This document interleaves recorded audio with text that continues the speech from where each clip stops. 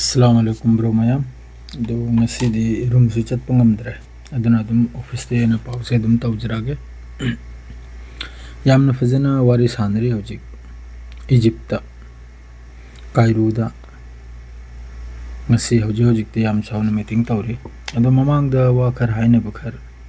Donald Trump ki taraf tagi statement kharam sulai ko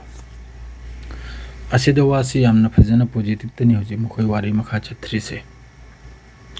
si mana haribo wafam makai sinabu yari makai athubada lepa lanse aduga phadana laikiba mioi punma thadokpa asi yamna kanna hojik chathari makhoi gi wari sida asida mana harimnabu Donald Trump na harisinabu karigumba asigi dilsina waidab taragadi Filistin de lairiba Gaza de lairiba Hamas na karigumba dile to bataragade karigumba yarakta bataragade yamna wase chawni sini mana harise to ngasi makhoi gi makok chingba makai challega ngasi gi final oiba wafam si soidamakki ngasi thoglakani karnamittagi hawgadarna aduga Hamas ki taraftagi pura misi hojik makhoi hostages se sindok sinjin tawbagi pura asigi tayari se makhoi gi taraf tai hawgrab bas lan lepagi declare oiba kanom oiba tarik sikhakta matam sikhakta naidabi wana bane ek number da dui number da sida makhoi na harisin bo hojiki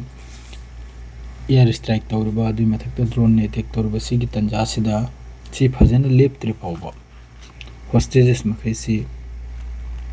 दिल से तो याखिरोई सिनी हरसे असि पुराना clear होइने लेपगी मतुंगदा साइगी मखा ताबा अखोगी programme मखे से चथरा कदरुनाब मखा ताब से कमतम नो करे नि नो पुंग कया दनो करे न दसि पुन मक्सि लोइने रेड क्रॉस की मतेंग दगी फादन लेखिबा मिoi मखे से मखोइना फिलिस्तीनी मखे जु थादोक पसंदगी यहूदी मखे जु फादन लेखिबे थादोक पासिदे कुमथरा कदरुनाब अदो सिपुन मक्सी अमेरिका सरा डोनाल्ड ट्रम्प सरा लांसी लेपा अमसुंग लांसी लोइजलबा मिडिल ईस्ट सिदे शांति पुरकपा अतोप देश अमना ngamba nate इस्लामिक कंट्री मखैसे नंगाई तुर्की ओइगेरा इजिप्ट ओइगेरा कतर ओइगेरा लोइना बेकार ने डोनाल्ड ट्रम्प लान लेप हबदि लेप कदौरनि माने सस्पेक्ट तौर हबदि तौगदरनि इजराइल कनामतना हाइबे तारो याब ना इजिप्ट ना highway सतारोय di matungda ate country na hibsu taro yabo namani mukha tawduni chakadurna adumakpo soidamakki harawba pawdi tane na khalli ko maraksida na se hingsire soidamakki aphaba pawam di thoglani ado hoju pawdi yamna positive tani Donald Trump ge statement jira irise yamna positive wari ni makhoi noji kumthri se yamna khoi yani makki ayana ba do animak su soidamakki Hamas ki wasu kharmana yarambe ay maduga America की वासु खरम यारम बे अदुना बो वासु खजन कुम धरिम ना बा अदरे दुई number दा Iran की लागे Iran सिबु हजिक माइके मेरी दे यम कोइजल लेगा नेवी की इसिंग की लंबी रोम दे मोंग की जहाज से अमेरिका की मदे यामना हलचल ने ईरान की चारों ओर से दा अमेरिका की लेबा बेस मखै से अमेरिका की लानी मसिंग याम खलकपा मदरे दे इसिंग दे मखoi की जहाज लाकचलबा सिने चिंगबा मयाम ईरान सिबु माइके मेरे दे सिदे यामना इंपोर्टेंट होइबा हेबु उजु गजा सि लान सि लेप गा ईरान की मथक छिरे लान सि तौरक पर सेने उजु खनरे से अदम पयार जिसि की तरफ तगे स्टेटमेंट लाई मुतोर जवाब फजन पीने है 12 days war da जिस तरह अमेरिका अमसुंग इजराइल बु झुकाई हिबदो मखोइना अदुदगी हेना यामना साथीना पाखुम पीनी सिनी लमन पीनी सिनी करिगुंबा ईरान की मथकता लान तौरक पतारगदे सिनी हो जहारी से ईरान की तरफ तगी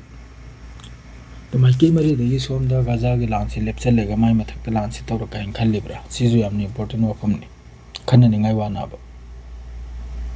दो हजिकता मद्रैदी पाव खरदनबो हमास की खुलाई थंबा लोइना दु हमास लोइना दु वफम दु लोइना मचिन थीम नाइन हायरगले सिदा खोइगी